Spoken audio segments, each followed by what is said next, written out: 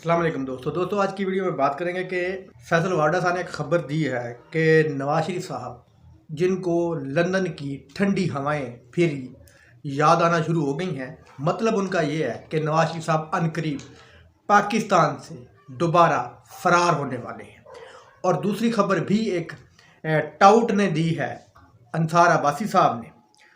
उनका भी ये कहना है कि नवाज शरीफ साहब का चौथी बार वज़ीर आज़म बनने का कोई इरादा नहीं है। ये दोनों लोग आपको पता है किन के टाउट हैं। इनकी जो खबर होती है वो कहीं ना कहीं असर रखती है।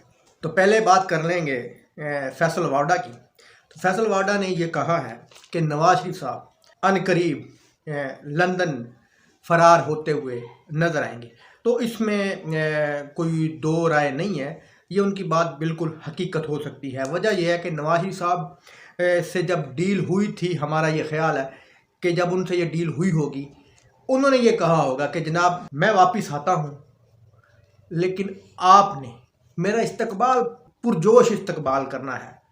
जिस तरह कि आपने देखा कि पूरे पाकिस्तान की बसें पकड़कर लोगों को ठूस ठूस कर भर भर कर ज़बरदस्ती नवाज शरीफ साहब के जलसे मीनार पाकिस्तान में लाया गया, लेकिन फिर भी 20 से 25 हज़ार लोग भी ये इकट्ठे ना कर सके। और उन लोगों में भी ऐसे लोग थे जो कि इमरान खान और पीटीआई के सपोर्टर थे। नवाज शरीफ साहब ने ये डील की होगी कि जनाब आपने सिर्फ मेरा पहला इस्तकबाल आपने कामयाब करवाना है, बाकी वोट इकट्ठे करना मेरे बाएं हाथ का खेल है। क्योंकि प्लानरों का ये ख्याल था कि इमरान खान को तो आने नहीं देना, नवाज शरीफ से हम डील करते हैं कि आपको चौथी दफ़ा वज़ीर-ए-आज़म बनवाते हैं, आपने हमारे ये काम करने हैं। तो नवाज शरीफ साहब ने आगे से कहा कि जनाब आप मेरा इस्तकबाल ज़रा ठीक ठाक करवा दें, बाकी वोट मैं इकट्ठे कर लूँगा। और प्लानरों की भी ये खुश फहमी थी कि नवाज शरीफ साहब वोट इकट्ठे कर लेंगे, लेकिन ना तो उनके इस्तकबाल के लिए लोग इकट्ठे हो सके और ना ही नवाज शरीफ साहब के अंदर इतनी जुर्रत, इतनी हिम्मत बाकी रही कि वो किसी शहर में प्लानरों की मदद के बगैर कोई जलसा कर सके, क्योंकि अवाम बिल्कुल नहीं आनी थी। अगर वो प्लानरों की मदद से भी जलसा कर लेते तो जिस तरह हाल मीनार पाकिस्तान में इस्तकबाल के वक्त हुआ, इससे भी बुरा हाल उस जलसे का होना था। तो फैसल वाडा साहब की खबर से ये लगता है कि उनको वाकई ही लंदन की सर्द हवाएं याद आना शुरू हो गई हैं, क्योंकि उनको पाकिस्तान में नाकामी नज़र आ रही है कि लोग अब उनको वोट नहीं डालेंगे। प्लानर भी किस हद तक जाएं? प्लानर जाएंगे 5%, 10% धांधली कर सकते हैं। प्लानर 40%, 50% धांधली नहीं कर सकते।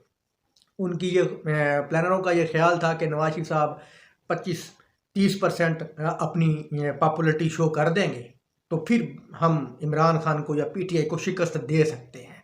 लेकिन नवाज शरीफ साहब की जो आने से पहले 10% पॉपुलरिटी थी, जब वो आए तो वो 5% भी नहीं रही। तो यहाँ पर प्लानरों की प्लानिंग फेल होगी।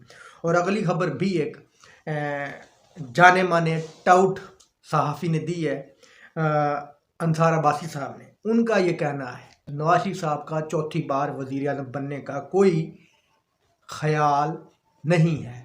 तो हकीकत ये है कि नवाज शरीफ साहब का चौथी बार बनने का ख्याल नहीं है या इरादा नहीं है। ये बात गलत है। नवाज शरीफ साहब चौथी बार वज़ीर आज़म बनने के लिए ही पाकिस्तान में लाए गए थे, लेकिन प्लानरों की प्लानिंग भी फेल हुई और नवाज शरीफ साहब की जो ख्वाहिश है वो भी पूरी नहीं हो सकती, क्योंकि आवाम खड़े हैं, आवाम डट कर खड़े हैं। अंसार अब्बासी साहब की ये बात एक तरफ ठीक भी है और एक तरफ गलत भी है। ठीक ये है कि वो चौथी बार वज़ीर आज़म नहीं बनेंगे, और गलत इसलिए है कि उनका ये कहना कि उनका कोई इरादा नहीं है वज़ीर आज़म बनने का, तो ये बात गलत है। इरादा उनका था, ख्वाहिश उनकी थी, इनकी भी थी और प्लानरों की भी थी कि इनको चौथी बार वज़ीर आज़म बनाएंगे, इसीलिए वो पाकिस्तान में आए थे। लेकिन अवाम ने, इमरान खान ने, पीटीआई ने इनके तमाम मंसूबों पर पानी फेर दिया है। इनमें सबसे बड़ा हाथ अवाम का है। अवाम की वजह से चौथी बार वज़ीर आज़म बनते हुए नज़र नहीं आते। तो आपको अनकरीब नवाज शरीफ साहब दोबारा लंदन फरार होते हुए नजर आएंगे। दोस्तों, उम्मीद है आपको ये वीडियो इन्फॉर्मेटिव लगी होगी। अल्लाह हाफिज़।